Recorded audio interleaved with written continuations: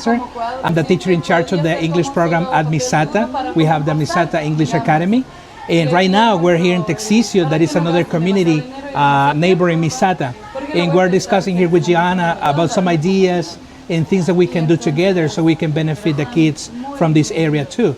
So we are thinking about bringing maybe a teacher once a week, and we can the kids to learn English at an early age. How many are enrolled? Right now we have over 60 kids who are benefiting from the program.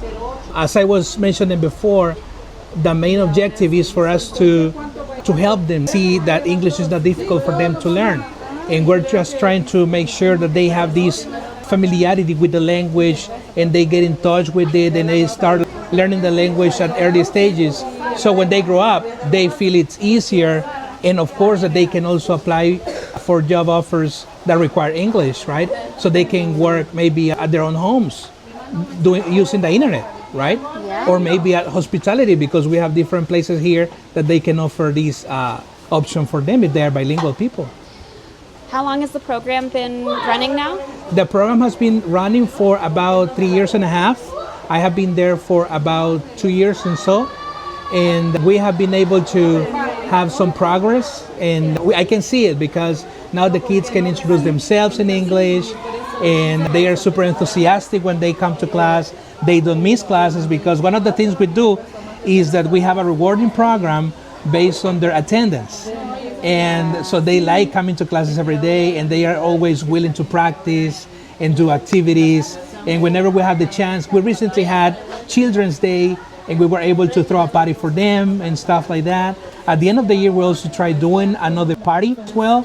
And this year is gonna be special, because this is gonna be the first time that we're going to do like a spelling bee contest, right? So we're going to see if they are really getting it, right? I know they are, but that's a way just to challenge them and also to reward them from that big effort that they do coming to classes and learning the language. And how do the children that are in that program now, how do they hear about it?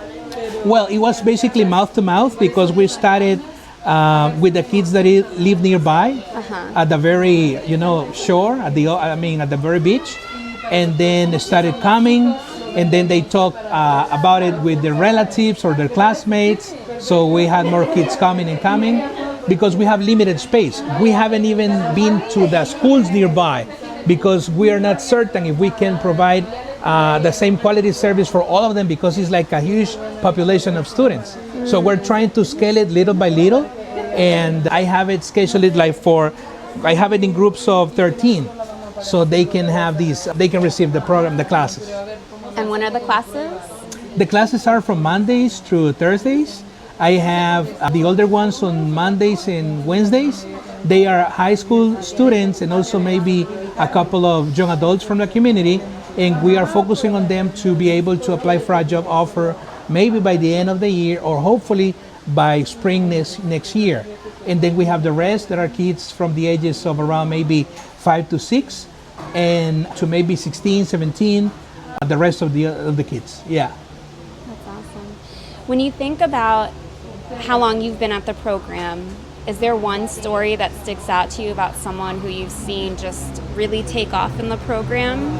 Actually, yeah. There was this kid.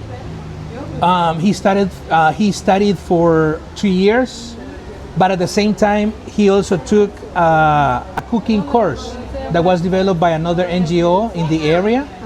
And then he was able to apply for a job, and now he's a cook at the restaurant at Mizata. So I think that's a success story, right? Yeah. Because he was able to make it. Part of the process, or part of this recruiting process that they have, is that they also interview the candidates in English. So they need to know a little bit of English, right? So I think that it was some help for him to be able to get the job. Yeah. Think about 5 years from now, and if you continue to get the support that you need for this program, what do you see? Well, to be honest with you, we're also trying to scale it to a much bigger point. We really want to make sure that we continue to have this great impact and make it even better and greater, because there's one of the things that we have noticed in the community there's the problem that we have about malnutrition. So we're having this fundraising campaign in which anybody can support a child with a $3 meal a day. So we want to start with at least with a meal, and then of course scale it to 2 or 3 meals a day. But we want to start with at least to start with one of the meals a day. We want to make sure that they have a nutritious food, and that is something very healthy for them as well, because that's one of the things. We also want to bring medical campaigns, to bring doctors and all of that. I also really want to make sure that we also bring psychologists that can help them overcome difficult situations at school that they may have, like bullying and all of that. And of course some additional reinforcements like math reinforcements and grammar reinforcement, because that's one of the things that they struggle at school in this area. So that's something that we really want to do. So in the future, I would really love to have this program that includes this diversity of areas in which they can develop themselves. If they are like people who like arts, so they can become painters, right? Or if they like playing the guitar or any instruments, they can really develop their skills, right? Or in any other field. So that's something that we really want to build. And for that purpose, we need a bigger place, so we can have a kitchen for the kids, of course, and also space for the other programs as well. Yeah. And including sports. Like for example, in Mizata, the most popular sport is soccer or beach soccer, but I'm sure that we can also bring different sports, like maybe ping pong, or maybe even chess, or some other things, right, that are different that they also need to get to know, right? Yeah. Well, Néstor, I want to just thank you for the heart that you have. Oh, come and on. how you're, no, honestly, and how you're unlocking a whole world for these children. Exactly, that's the idea. Language can open up the door to a That whole is other correct. world for them. And I think, whenever I meet people that have a heart like that, it gives me hope in the world that we have, right? Absolutely. That we can't leave anyone behind, that we have to be able to open up our hearts to say we can make this better, and we can do it together as a community. Yeah. So a couple of fun questions. Well, hold on. Where are you from? I'm from El Salvador, No, born. what's your town? My town, I'm currently living in Sonsonate. That is a nearby where town. you were born? No, I was born in the capital city. Okay. Yeah, but I moved there 8 years ago. So I'm closer here. Yeah. Okay. And if you could visit, have you been to the United States? No, not yet. No. Not yet? Yeah. When you go, where will you go? I would like to go, to be honest with you, I would like to go to maybe Washington, D.C., because I would like to know the Smithsonian Museum.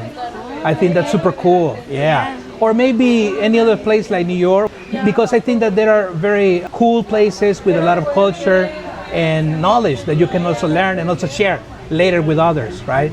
Yeah.